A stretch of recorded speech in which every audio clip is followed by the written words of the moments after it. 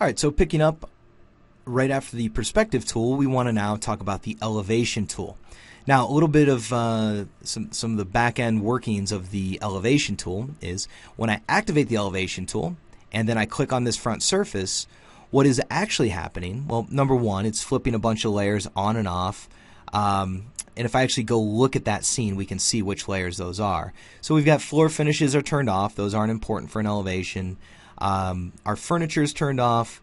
Our 2D graphics are turned off, always off in background, and that's it. So those are the layers that we don't want to see. And then you can see that my shadows are turned on and set to noon on June 24th. No big deal. So and that's today.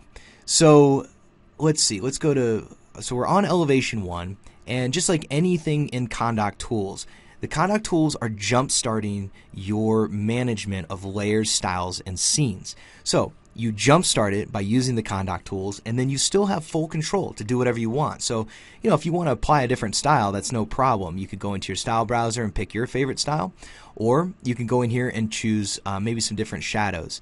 And as long as you go over and update your scene, now that's what's going to be set up for that scene. So these elevation scenes and anything in the CONDOC tools, they're really just SketchUp scenes, and so you can continue to modify those. Now let's go back to design, and I want to explain what happens here. So I'm on my design tab. I like to go back to perspective view, and then we're going to go to view and turn on our section planes.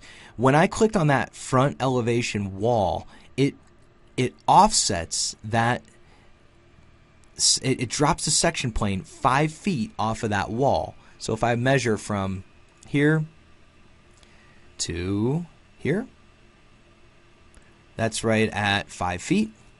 And so that's what's happening. And the reason we do that is because we want to chop that site. If I activate this section, now you can see we've chopped that site, and that's going to allow, like, if we were to see the rest of this site rolling, like say there was a hill over here, well, when we look at that elevation, that hill would be in our way. So this way you get a nice clean cut and a nice clean elevation. And you might decide, like, if you want to scoot that forward a little bit or scoot it backward. It doesn't matter, that's up to you. So anything can be edited, no problem at all. And when I go back to elevation 01, we are good to go. Now, let me explain, this is another new feature of the CONDOC tools. We'll go back to design and camera perspective. And for this one now, what we want to do, let's go to our settings. So under extensions, CONDOC settings. And that launches this settings browser. So now you can choose between construction documents and design packets. So if I switch over to construction documents and close this, and then I'm going to add an elevation over on this side, now what we get, and see, I might want to actually drop it there so I get that nice clean cut. So here's elevation 2, looking good.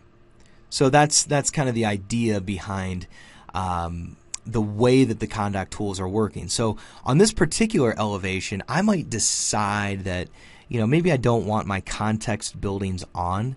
If this is more of a construction document drawing, then I would probably go into site context and get rid of that.